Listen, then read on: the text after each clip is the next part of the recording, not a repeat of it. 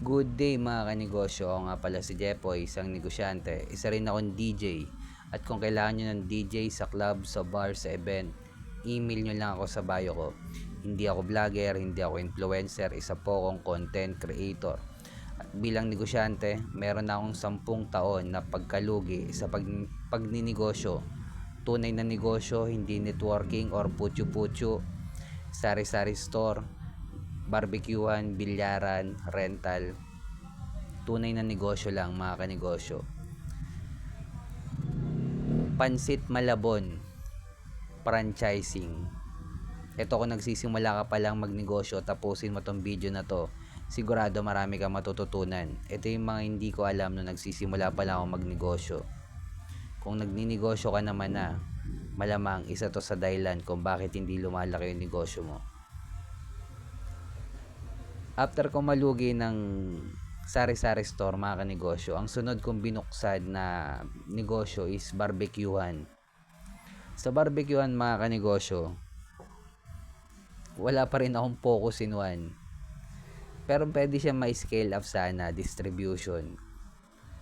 Pero hindi ko pa rin alam yung distribution model mga kanegosyo. Kumbaga yung focus in one lang din yung alam ko muna. So wala pa nga rin akong focus in one sa barbecuehan. May tinda akong tenga, may tinda akong isaw, may tinda akong balon-balunan, bulaklak, baga, yun, tapos pork barbecue. Pag sinabi kasing focus in one mga kanegosyo, focus ka lang sa pork barbecue. Or kung tenga lang, focus ka lang sa tenga mga kanegosyo. Powerful ang focus in one mga kanegosyo. Bakit? Una, advantage to mga kanegosyo. Kung nagninegosyo ka, advantage to. Hindi ka ihirap i-identify ng customer mo kapag nakapag-focus ka lang sa isa. May sarili kang branding kapag nakapag-focus ka lang sa isa. Hindi mahirap i-market.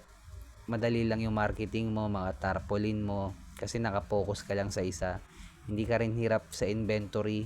Hindi ka rin hirap sa cash flow na ma-monitor. Kasi hindi ganun karami yung binebenta mo mga kanegosyo. At kapag nakapag-focus ka na sa isa, applyan yan ng franchising business model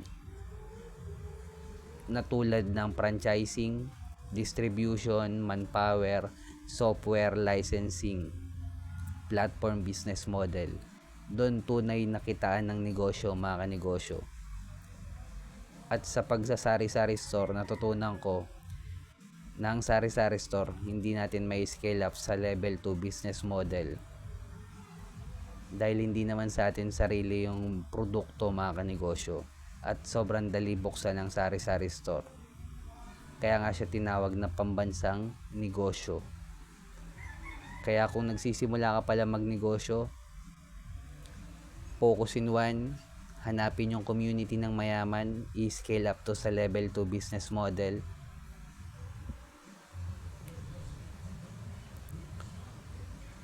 Panghuli mga kanegosyo, original content, dahil ito nang labanan ngayon mga kanegosyo. Kung nagninegosyo ka, kailangan mo nang gumawa ng original content.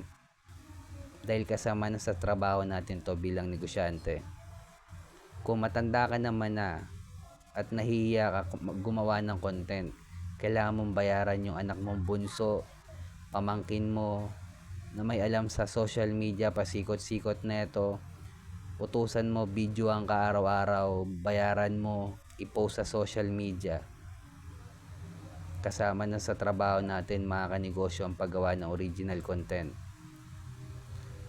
At kung umabot ka sa dulo na video na to, subscribe mo naman ako. Heart mo na rin tong video ko mga kanegosyo. At tulad ng Pansit Malabon, focus lang sa isa at pina-franchise to. At doon tunay na kumita yung may-ari ng Pansit Malabon Express sa franchising business model, hindi sa literal na pagbebenta ng pansit.